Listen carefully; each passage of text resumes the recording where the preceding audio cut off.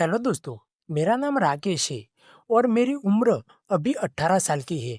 मैंने अभी-अभी कक्षा 12वीं की परीक्षा दी है और अभी मेरा समर वैकेशन चल रहा है और इसी कारण की वजह से मेरे पापा ने मुझे शहर में अपने भाभी के यहाँ भेजा। मेरे भैया जो शहर में एक फाइनेंस डिपार्टमेंट में जॉब करते थे, पर उनका एक कार एक्सीडेंट में मौत हो जाता है और मेरी भाभी जो शहर में बच्चों को ट्यूशन पढ़ाती थी।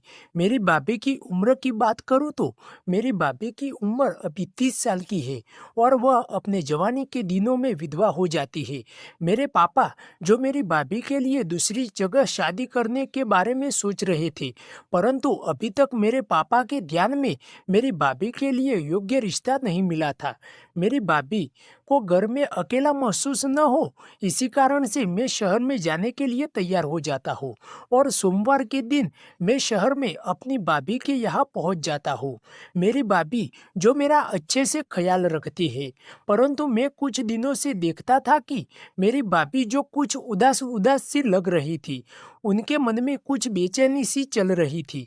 मैंने अपनी भाभी के मन की बेचैनी जानने का प्रयास किया, परंतु मेरी भाभी ने मुझे कुछ भी बताया नहीं। परंतु मैंने अपनी ओर से भाभी की मन की परेशानी जानने की पूरी कोशिश करी और ऐसे ही ऐसे कुछ दिन निकल गए। एक रात की बात है, मैं मूवी देख रहा था, इसीलिए देर रात तक जाग रहा था। मैं किचन में पानी पीने के लिए जाता हूँ, तभी अचानक मेरी नज़र घर के स्टोर रूम में जाती है और मुझे स्टोर रूम से हल्की रोशनी दिखाई देती है। मैं रूम की खिड़की को थोड़ा सरका कर रूम में नज़र करता हूँ, तभी मुझे मेरी भाभी की हरकतें दिखाई देती है। मैं उस रात मेरी भाभी को कुछ नहीं बताता, लेकिन मेरे मन में तो था कि मैं उसके बारे में भाभी से बात जरूर करूंगा, पर सही समय आने पर। और फिर मैं सो जाता हूँ।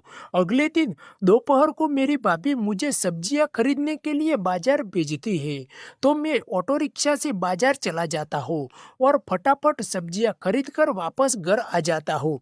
मैं वापस आकर देखता हूँ कि मेरी भाभी जो रात वाली हरकत कर रही थी, मैं थोड़ी देर चुप कर वह सब देखता रहता हूँ, पर मुझसे भी रहा नहीं जाता और मैं अचानक से मेरी भाभी के सामने आ जाता हूँ।